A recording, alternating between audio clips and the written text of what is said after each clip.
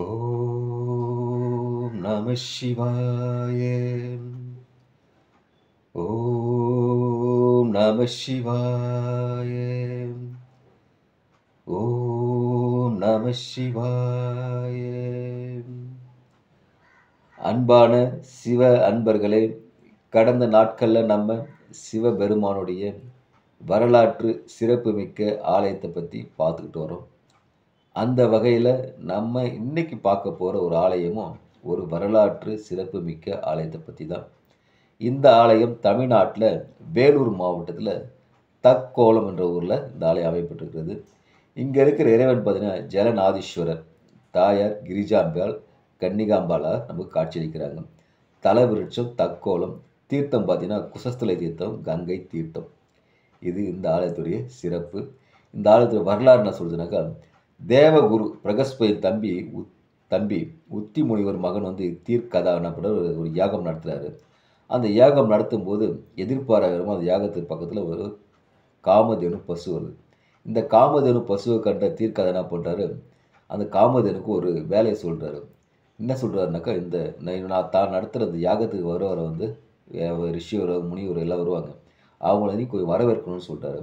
ஆனால் காமதேனு என்ன பண்ணுறாங்க, அதை மறுக்கிறாங்க. ஏன்னு சொன்னாக்கா, இந்திரன் இந்த வேலையெல்லாம் செய்யக்கூடாதுன்னு சொல்லிடுறாருன்னு கட்டளையிட்டிருக்கிறாரு. அதெல்லாம் செய்ய மாட்டேன்னு காமதேனு பசு மறுக்கிறாங்க.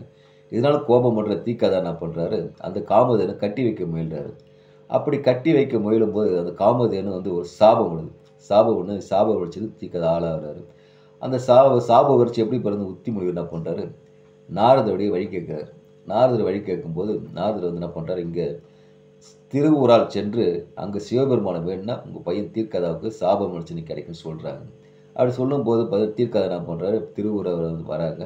அங்கே இருக்கிற சிவபெருமானை வேண்டும்போது அங்கே சிவபெருமான் சொல்கிறாங்க, இங்கே இருக்கிற நந்தியை வழிபட்டு அவங்க வாயில தெய்வ கங்கை வர வச்சு தீர்த்தத்தை கொண்டு என்னை வழிபடு, அப்போ தான் அவன் சாபம் நீங்கன்னு சொல்கிறாரு. அதே போல தீர்க்கதா என்ன பண்ணுறாரு, இந்த சிவநந்தியை வணங்கி அது வாயிலிருந்து வர கங்கை நதி கொண்டு சிவபெருமானுக்கு அபிஷேகம் பண்ணுறாரு. அபிஷேகம் பண்ணி அதனால் அவர் சாப ஒழிச்சுன்னு பெறுறாரு.